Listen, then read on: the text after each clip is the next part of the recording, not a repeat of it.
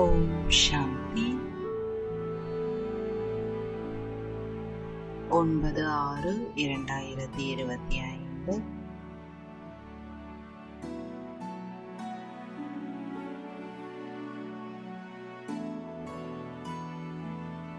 இனிமையான குழந்தைகளே, நீங்கள் முழு உலகத்திலும் அமைதியின் ராஜ்யத்தை உருவாக்கக்கூடிய பாபாவின் உதவியாளர்கள். இப்பொழுது உங்கள் முன்பாக சுகம், அமைதியின் உலகம் உள்ளது. கேள்வி: பாபா குழந்தைகளுக்கு எதற்காக கல்வி கற்பிக்கிறார்? கல்வியின் சாரம் என்ன? பதில்: தம்முடைய குழந்தைகளுக்கு சொர்க்கத்தின் இளவரசராக, உலகத்தின் எஜமானர்களாக ஆக்குவதற்கான கல்வியை கற்றுத்தருகிறார். பாபா கூறுகிறார், கல்வியின் சாரமாவது உலக சம்பந்தப்பட்ட விஷயங்கள் அனைத்தையும் விட்டுவிடுங்கள். நம்மிடம் கோடி ரூபாய் உள்ளது, லட்சம் உள்ளது என்று நினைக்காதீர்கள். எதுவுமே கையில் வரப்போவது இல்லை. நல்லபடியாக முயற்சி செய்யுங்கள். படிப்பின் மீது கவனம் செலுத்துங்கள். பாடல்: கடைசியில் அந்த நாளும் இன்று வந்தது. ஓம் சாந்தி. குழந்தைகள், பாடலை கேட்டீர்கள். கடைசியில் உலகத்தில் அமைதிக்கான சமயம் வந்துவிட்டது. அனைவரும் கேட்கின்றனர், அமைதி எப்படி ஏற்படும் என்று. பிறகு யார் சரியான அறிவுரை தருகிறார்களோ அவர்களுக்கு பரிசு தருகின்றனர். நேருவும் கூட அறிவுரை தந்திருந்தார். அமைதி ஏற்படவில்லை, அறிவுரை மட்டும் கொடுத்துவிட்டு சென்றார். இப்பொழுது குழந்தைகளாகிய உங்களது புத்தியில் உள்ளது.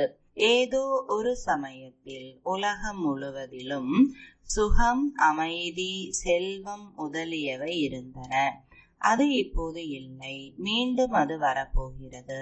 சக்கரம் சுற்றும் அல்லவா? இது சங்கமயுக பிராமணர்களாகிய உங்கள் புத்தியில் உள்ளது. உங்கள் புத்தியில் உள்ளது தங்கம். நீங்கள் அறிவீர்கள், பாரதம் மீண்டும் தங்கத்தால் ஆனதாக இருக்கும். பாரதம்தான் தங்க குருவி என சொல்லப்படுகிறது. மகிமை செய்கின்றனர் என்றாலும் பெயர் அளவிற்கு தான். நீங்களோ இப்பொழுது நடைமுறையில் முயற்சி செய்து கொண்டு இருக்கிறீர்கள். நீங்கள் அறிவீர்கள், இன்னும் சில நாட்கள் தான் இந்த நரகத்தின் துக்கங்கள் அனைத்தும் மறந்து போகும். உங்களுடைய புத்தியில் இப்பொழுது சுகத்தின் உலகம் கண் முன்னால் நின்று கொண்டுள்ளது.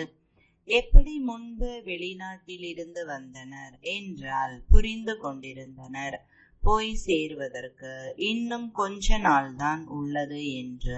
ஏனென்றால் முன்பு வெளிநாட்டில் இருந்து வருவதற்கு அதிக சமயம் பிடித்தது. இப்போது விமானத்தில் விரைவாக வந்து சேர்ந்து விடுகின்றனர். இப்பொழுது குழந்தைகள், உங்களுடைய புத்தியில் உள்ளது, இப்பொழுது நம்முடைய சுகத்தின் நாட்கள் வரப்போகின்றன. அதற்காகவே முயற்சி செய்து கொண்டு இருக்கிறோம். பாபா மிக எளிமையாக முயற்சியை சொல்லித் தருகிறார். நாடகப்படி கல்பத்திற்கு முன்பு போலவே இது நிச்சயம் நடக்கும். நீங்கள் தேவதையாக இருந்தீர்கள். தேவதைகளுக்கு எவ்வளவு ஏராளமான ஆலயங்கள் கட்டி கொண்டுள்ளனர். குழந்தைகள் அறிவார்கள், இந்த ஆலயங்கள் முதலியவற்றை கட்டி என்ன செய்வார்கள்? இன்னும் எவ்வளவு நாள் மீதம் உள்ளது? குழந்தைகள், நீங்கள் ஞானத்தின் அதிகாரம் படைத்தவர்கள். பரமபிதா பரமாத்மா சர்வசக்திவான், ஆல்மைட்டி அத்தாரிட்டி என்றும் சொல்லப்படுகிறது.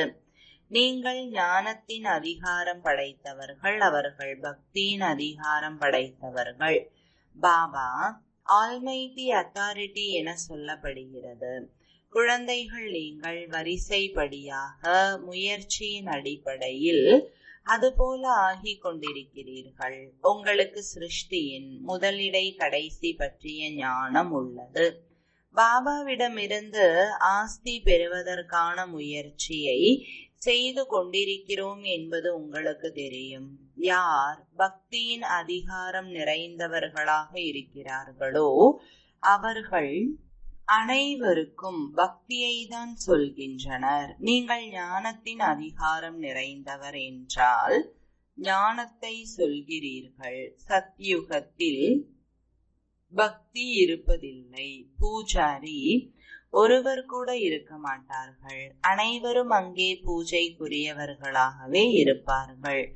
அரைக்கல்பம் பூஜைக்குரியவர்கள், அரைக்கல்பம் பூஜாரிகள். பூஜைக்கு உரியவர்கள் என்றால் பாரதவாசிகளுக்காகவேதான். எனவே அது சொர்க்கம். இப்பொழுது பாரதம் பூஜாரி நரகமாக உள்ளது. குழந்தைகள், நீங்கள் இப்பொழுது நடைமுறையில் வாழ்க்கையை உருவாக்கி கொண்டிருக்கிறீர்கள். வரிசைப்படியான முயற்சியின் அடிப்படையில் அனைவருக்கும் புரிய வைத்து கொண்டே இருக்கிறீர்கள். முன்னேற்றம் அடைந்து கொண்டே இருக்கிறீர்கள். நாடகத்தில் முதலிலேயே விதிக்கப்பட்டுள்ளது. நாடகம் உங்களை முயற்சி செய்ய வைத்து கொண்டு இருக்கிறது. நீங்கள் செய்து கொண்டே இருக்கிறீர்கள். நீங்கள் அறிவீர்கள், நாடகத்தில் நமக்கு அழிவற்ற பாகம் உள்ளது. உலகம் இந்த விஷயங்களை பற்றி என்ன அறியும்? நமக்கு தான் நாடகத்தில் பாகம் உள்ளது. யார் இதை சொல்வார்களோ அவர்கள்தான் புரிந்து கொள்வார்கள். நமக்கு எப்படி இந்த நாடகத்தில் பாகம் உள்ளது? இந்த சிருஷ்டி சக்கரம் சுழன்று கொண்டே உள்ளது. இந்த உலகத்தின் சரித்திர பூகோளம் உங்களை தவிர வேறு யாருக்கும் தெரியாது. உயர்ந்தவரிலும் உயர்ந்தவர் யார் என்பது உலகத்தில் யாருக்கும் தெரியாது. ரிஷி முனி போன்றவர்களும் சொல்லி வந்தனர், எங்களுக்கு தெரியாது என்று. தெரியாது என்று சொல்லி வந்தனர் அல்லவா? இப்பொழுது குழந்தைகளாகிய நீங்களோ அறிந்து கொண்டிருக்கிறீர்கள். அவர் படைப்பவராகிய தந்தை. அவர் நமக்கு படிப்பு சொல்லி தந்து கொண்டிருக்கிறார். இதையும் பாபா அடிக்கடி சொல்லி புரிய வைத்துள்ளார். இங்கே அனைவரும் அமர்ந்து இருக்கிறீர்கள் என்றால் ஆத்ம உணர்வுடையவராக அமர்ந்திருங்கள். ஒரு தந்தைதான் ராஜயோகத்தை கற்பிக்கிறார். மேலும் உலகத்தின் சரித்திர பூகோளத்தை புரிய வைக்கிறார். பாபா கூறுகிறார், நான் ஒன்றும் மனித மனதில் உள்ள எண்ணங்களை அறிந்து கொள்வது கிடையாது. இவ்வளவு பெரிய உலகம், இதில் அமர்ந்து எதை அறிந்து கொள்வது? பாபா அவரே கூறுகிறார், உங்களை தூய்மையாக ஆக்குவதற்காக நாடகத்தில் விதிக்கப்பட்டவாறு வருகிறேன். நாடகத்தில் என்ன பாகம் உள்ளதோ அதை நடிப்பதற்காக வந்துள்ளேன். மற்றபடி நான் ஒன்றும் எண்ணங்களை படிப்பவர் அல்ல. என்னுடைய பாகம் என்ன? நீங்கள் என்ன பாகத்தை நடித்து கொண்டிருக்கிறீர்கள் என்பதை நான் கூறுகிறேன். நீங்கள் இந்த ஞானத்தை கற்றுக்கொண்டு மற்றவர்களுக்கும் கற்று தந்து கொண்டு இருக்கிறீர்கள். என்னுடைய பாகம் தூய்மையற்ற மனிதர்களை தூய்மையாக ஆக்குவது. இதையும் குழந்தைகள் நீங்கள் அறிவீர்கள். நாள், கிழமை அனைத்தும் உங்களுக்கு தெரியும். உலகத்தில் யாருக்கும் இது தெரியாது. உங்களுக்கு பாபா கற்றுத்தந்து கொண்டிருக்கிறார். பிறகு எப்போது இந்த சக்கரத்தை சுற்றி முடிக்கிறீர்களோ அப்பொழுது மீண்டும் பாபா வருவார். அந்த சமயம் எந்த காட்சி நடைபெற்றதோ அது மீண்டும் கல்பத்திற்கு பிறகு நடைபெறும். ஒரு வினாடி இன்னொன்றை போல இருக்காது. இந்த நாடகம் சுழன்று கொண்டே இருக்கிறது. குழந்தைகளாகிய உங்களுக்கு எல்லையற்ற நாடகத்தை பற்றி தெரியும். பிறகும் நீங்கள் அடிக்கடி மறந்து விடுகிறீர்கள். பாபா கூறுகிறார், நீங்கள் நினைவு மட்டும் செய்யுங்கள். நம்முடைய பாபா தந்தையாக இருக்கிறார். அவரே ஆசிரியராகவும் இருக்கிறார், குருவாகவும் இருக்கிறார். உங்கள் புத்தி எல்லைக்கு அப்பால் சென்று விட வேண்டும். தந்தையின் புகழை கேட்டு ஆத்மா மகிழ்ச்சியாகி விடுகிறது. அனைவரும் சொல்கின்றனர், நம்முடைய தந்தை தந்தையாக, ஆசிரியராக அவர் உண்மையிலும் உண்மையானவராக உள்ளார். அவர் சொல்லித்தரும் படிப்பும் உண்மையானது, முழுமையானது. அந்த மனிதர்களின் படிப்பு அரைகுறையானது. ஆக குழந்தைகள், உங்கள் புத்தியில் எவ்வளவு மகிழ்ச்சி இருக்க வேண்டும். பெரிய தேர்ச்சி அடைகிறவர்களின் புத்தியில் அதிகமான மகிழ்ச்சி இருக்கும். நீங்கள் எவ்வளவு உயர்ந்த படிப்பை படிக்கிறீர்கள் என்றால் எவ்வளவு மகிழ்ச்சி இருக்க வேண்டும். இறைவன் அப்பா, எல்லையற்ற தந்தை நமக்கு படிப்பு சொல்லி தந்து கொண்டிருக்கிறார். உங்களுக்கு மெய்சில் இருக்க வேண்டும். அதே தொடர்கதை திரும்ப திரும்ப நடந்து கொண்டிருக்கிறது. உங்களை தவிர வேறு யாருக்கும் தெரியாது. கல்பத்தின் ஆயுளை அதிகமாக ஆக்கிவிட்டுள்ளனர். உங்களுடைய புத்தியில் இப்பொழுது 5000 வருடங்களின் முழு கதையும் சக்கரமாக சுழன்று கொண்டிருக்கிறது. இதுதான் சுய தரிசன சக்கரம் என சொல்லப்படுகிறது. குழந்தைகள் சொல்கிறார்கள், பாபா, அதிகமான புயல்கள் வருகின்றன, நாங்கள் மறந்து போகிறோம். பாபா கூறுகிறார், நீங்கள் யாரை மறந்து போகிறீர்கள்? உங்களை இரட்டை கிரீடமணிந்த உலகின் எஜமானராக ஆக்கக்கூடிய பாபாவை நீங்கள் எப்படி மறக்கிறீர்கள்? வேறு யாரையும் நீங்கள் மறப்பது இல்லை. மனைவி, குழந்தை, குட்டிகள், சித்தப்பா, பெரியப்பா, மாமா, உற்றார், உறவினர் அனைவரின் நினைவும் உள்ளது. மற்றபடி இந்த விஷயத்தை நீங்கள் ஏன் மறந்து விடுகிறீர்கள்? உங்களுடைய யுத்தம் இந்த நினைவில் இருக்கிறது. எவ்வளவு முடியுமோ நினைவு செய்ய வேண்டும். குழந்தைகள் தங்களின் முன்னேற்றத்திற்காக அதிகாலையில் எழுந்து பாபாவின் நினைவில் சுற்றி வர வேண்டும். நீங்கள் திறந்த மேல் மாடிக்கோ அல்லது வெளியில் இதமான குளிர்ந்த காற்றிலோ சென்று விடுங்கள். இங்கேயே வந்து அமர்ந்து கொள்ள தேவையில்லை. வெளியிலும் செல்லலாம். காலை நேரத்தில் பயப்படுவதற்கான விஷயம் எதுவும் இருக்காது. வெளியில் போய் நடந்து செல்லுங்கள். தங்களுக்குள் இதே விஷயங்களை பேசிக் கொள்ளுங்கள். பாபாவை யார் அதிகம் நினைவு செய்கிறார்கள் என்று பார்க்கலாம்.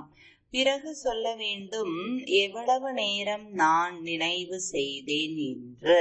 மற்ற சமயங்களில் நமது புத்தி எங்கே சென்றது? இது போன்ற உரையாடல் தான் ஒருவர் மற்றவருக்குள் முன்னேற்றத்தை அடைவது எனப்படும். எவ்வளவு நேரம் பாபாவை நினைவு செய்தோம் என்று குறித்து வையுங்கள். பாபாவுக்கு என்ன நடைமுறை பயிற்சி இருந்ததோ அதை சொல்கிறார். நினைவில் நீங்கள் 1 மணி நேரம் நடந்து செல்வீர்கள் என்றால் கால்கள் களைத்து போகாது. நினைவினால் உங்களுடைய பாவங்கள் நீங்கும். சக்கரத்தை நீங்கள் அறிவீர்கள். நாம் இப்பொழுது வீட்டுக்கு செல்கிறோம். இரவும் பகலும் உங்களுக்கு இதுதான் புத்தியில் உள்ளது. முயற்சி செய்கிறீர்கள். கலியுக மனிதர்களுக்கு எதுவும் தெரியாது. முக்திக்காக எவ்வளவு பக்தி செய்து கொண்டே இருக்கின்றனர். அநேக வழிமுறைகள் உள்ளன. பிராமணர்களாகிய உங்களுக்கு ஒரே ஒரு வழிமுறை. பிராமணராக ஆகின்ற அனைவருக்கும் ஸ்ரீமத் உள்ளது. நீங்கள் பாபாவின் ஸ்ரீமத் மூலம் தேவதை ஆகிறீர்கள். தேவதைகளுக்கு ஸ்ரீமத் எதுவும் கிடையாது. ஸ்ரீமத் இப்பொழுதுதான் பிராமணர்களாகிய உங்களுக்கு கிடைக்கிறது. பகவான் நிராகாரராக உள்ளார். அவர் உங்களுக்கு ராஜயோகத்தை கற்பிக்கிறார். அதன் மூலம் நீங்கள் உங்களுடைய ராஜ்ய பாக்கியத்தை பெற்று எவ்வளவு உயர்ந்த உலகின் எஜமானர் ஆகிறீர்கள். பக்தி மார்க்கத்தின் வேத சாஸ்திரங்கள் எவ்வளவு ஏராளமாக உள்ளன. ஆனால் ஒரு கீதை மட்டும் பயனுள்ளதாக இருக்கிறது. பகவான் வந்து ராஜயோகத்தை கற்பிக்கிறார். அதுவே கீதை என சொல்லப்படுகிறது. இப்பொழுது நீங்கள் பாபாவிடம் படிக்கிறீர்கள். இதன் மூலம் சொர்க்கத்தின் ராஜ்யத்தை அடைகிறீர்கள். யார் படித்தார்களோ அவர்கள் அடைந்தார்கள். நாடகத்தில் நடிப்பு உள்ளது அல்லவா? ஞானம் சொல்பவர், ஞானக்கடல் ஒரே ஒரு பாபா மட்டுமே. அவர் நாடகத்தின் திட்டப்படி கலியுக கடைசி மற்றும் சத்யுக ஆரம்பத்தின் சங்கமத்தில்தான் வருகிறார். எந்த ஒரு விஷயத்திலும் குழம்பி போகாதீர்கள். பாபா இந்த பிரம்மாவின் ஷரீரத்தில் வந்து படிப்பு சொல்லி தருகிறார். வேறு யாரும் சொல்லித்தர முடியாது. இவரும் கூட முன்பு யாரிடமாவது படித்திருக்கிறார் என்றால் அவரை காட்டிலும் அதிகமாக படித்தவராக இருந்தார். பாபாவோ சொல்கிறார், இந்த குருமார்கள் முதலான அனைவரையும் உயர்த்துவதற்காக நான் வருகிறேன். இப்பொழுது குழந்தைகளாகிய உங்களுடைய நோக்கம், குறிக்கோள் உங்கள் முன் நின்று கொண்டிருக்கிறது. நாம் இது போல ஆகிறோம். இதுவே நரனிலிருந்து நாராயணன் ஆவதற்கான சத்தியமான கதை. இதற்கு பிறகு பக்தி மார்க்கத்தில் புகழ் உள்ளது. பக்தி மார்க்கத்தின் வழக்கம் நடைபெற்றே வந்துள்ளது. இப்பொழுது இந்த ராவண ராஜ்யம் முடிவடைய போகிறது. நீங்கள் இப்பொழுது தசரா முதலியவற்றிற்கு செல்வது இல்லை. நீங்களோ இவர்கள் என்ன செய்கிறார்கள் என்று புரிய வைப்பீர்கள். இதுவோ சிறு குழந்தைகளின் காரியம். பெரிய பெரிய மனிதர்கள் பார்க்க வருகின்றனர். ராவணனை எப்படி எரிக்கின்றனர். இந்த ராவணன் யார் என்று யாராலும் சொல்ல முடியாது. ராவண ராஜ்யம் அல்லவா? தசரா முதலியவற்றில் எவ்வளவு மகிழ்ச்சியை கொண்டாடுகிறார்கள். அதில் ராவணனை எரித்தே வந்துள்ளனர். துக்கமும் இருந்தே வந்துள்ளது. எதையும் புரிந்து கொள்ளவில்லை.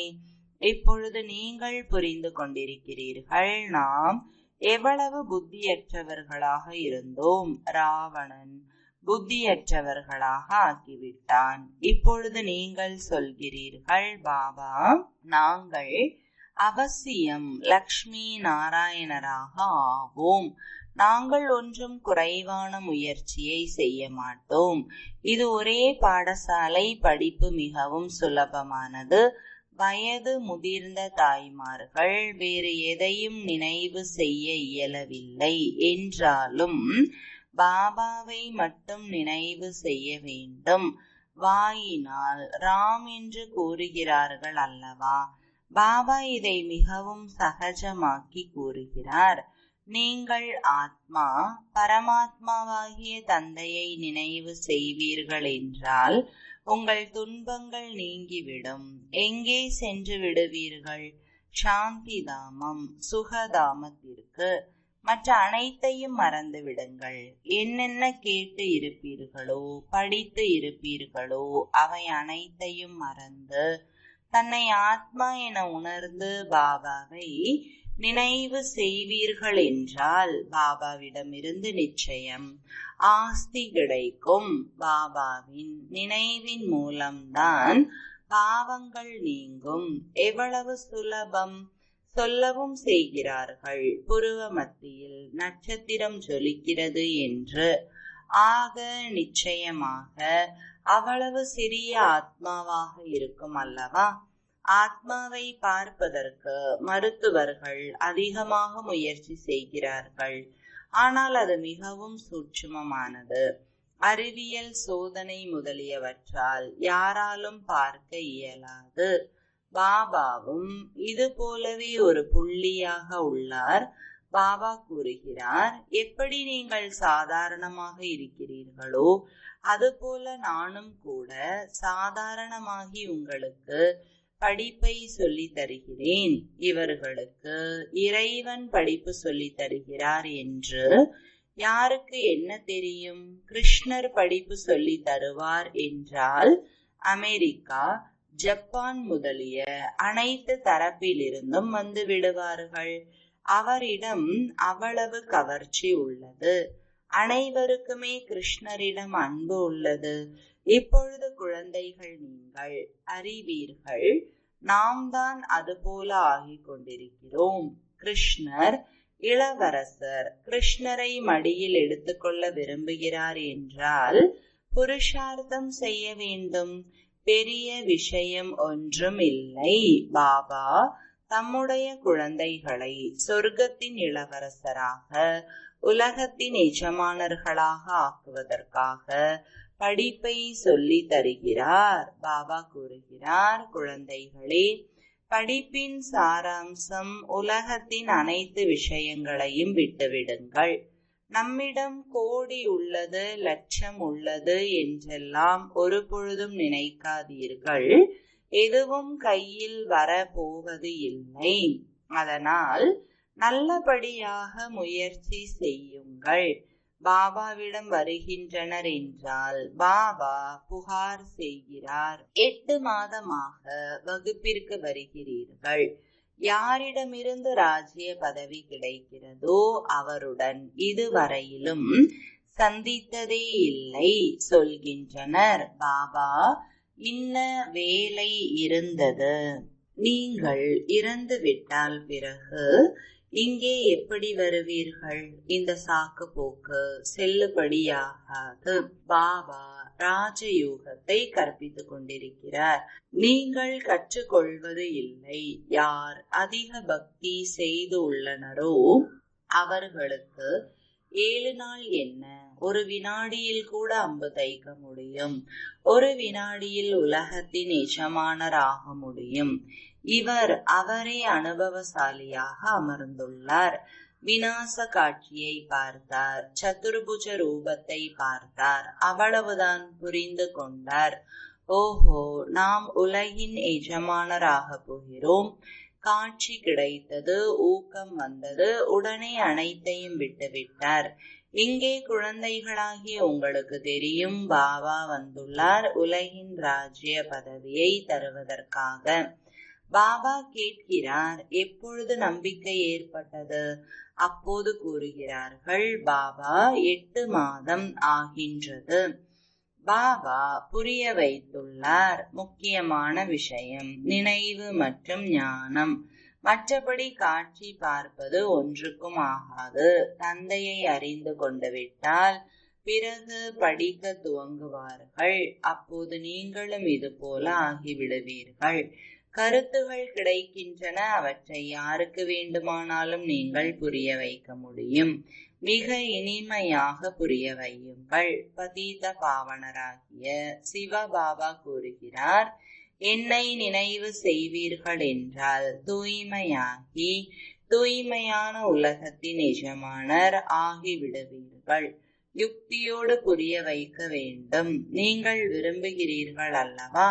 கடவுளாகிய தந்தை நம்மை இந்த துன்பத்திலிருந்து விடுவித்து இனிமையான வீட்டிற்கு அழைத்து செல்ல வேண்டும் என்று. நல்லது, இப்பொழுது உங்கள் மீது கரை படிந்துள்ளது. அதற்காக பாபா கூறுகிறார், என்னை நினைவு செய்யுங்கள். நல்லது, இனிமையிலும் இனிமையான தேடி கண்டெடுக்கப்பட்ட செல்லமான குழந்தைகளுக்கு தாயும் தந்தையுமாகிய பாப்தாதாவின் அன்பு நினைவுகள் மற்றும் காலை வணக்கங்கள். ஆன்மீக குழந்தைகளுக்கு ஆன்மீக தந்தையின் வணக்கங்கள். ஆன்மீக தந்தைக்கு ஆன்மீக குழந்தைகளின் அன்பு நினைவுகளும் வணக்கங்களும். தாரணைக்கான முக்கிய சாரம். முதலாவது, அதிகாலையில் எழுந்து நடந்து கொண்டே பாபாவை நினைவு செய்யுங்கள். உங்களுக்குள் ஒருவருக்கொருவர் இது போன்ற இனிமையான ஆன்மீக உரையாடல் செய்யுங்கள். யார் எவ்வளவு நேரம் பாபாவை நினைவு செய்கிறார்கள் என பார்க்கலாம். பிறகு தங்களின் அனுபவத்தை சொல்லுங்கள். இரண்டாவது, தந்தையை அறிந்து கொண்டு விட்டீர்கள் என்றால் பிறகு எந்த ஒரு சாக்கு போக்கும் சொல்லக்கூடாது. படிப்பில் ஈடுபட்டு விட வேண்டும். முரளியை ஒரு பொழுதும் தவறவிடக்கூடாது. வரதானம். அனைவரிடமும் குணங்களை பார்த்தாலும் தந்தையின் குணங்களை தனக்குள் தாரணை செய்பவராக குணமூர்த்தி ஆகுக. விளக்கம். சங்கம யுகத்தில் எந்த குழந்தைகள் குணமெனும் மாலையை கையாளுவாரோ அவரே வெற்றி மாலையில் வருகிறார். எனவே தூய அன்னப்பறவையாகி அனைவரிடமும் குணத்தை பாருங்கள். ஒரு தந்தையின் குணங்களை தங்களுக்குள் கொண்டு வாருங்கள். இந்த குணமாலை அனைவர் கழுத்திலும் உள்ளது. ஒருவர் தந்தையின் குணங்களை எந்த அளவிற்கு கொண்டு வருவாரோ அந்த அளவிற்கு மாலை பெரியதாக ஆகும். குணங்களை பற்றி சிந்திப்பதால் தானும் குணமூர்த்தி ஆவீர்கள். இதன் நினைவாகவே தேவதைகள் மற்றும் சக்திகளின் கழுத்தில் மாலையை காண்பிக்கிறார்கள். ஸ்லோகன்: பார்வையாளர் என்ற மனநிலையே சரியாக நிர்ணயம் செய்வதற்கான ஆசனம் ஆகும். அவ்யக்த சமிஞ்சை: ஆத்மீக ஸ்திதியில் நிலைத்திருப்பதற்கான பயிற்சி செய்யுங்கள். உள்நோக்கு தன்மையுடையவராகுங்கள். உள்நோக்கு முகமாகி செயல் புரிந்தால் தடைகளிலிருந்து வீண் எண்ணங்களிலிருந்து தப்பித்து விடுவீர்கள்.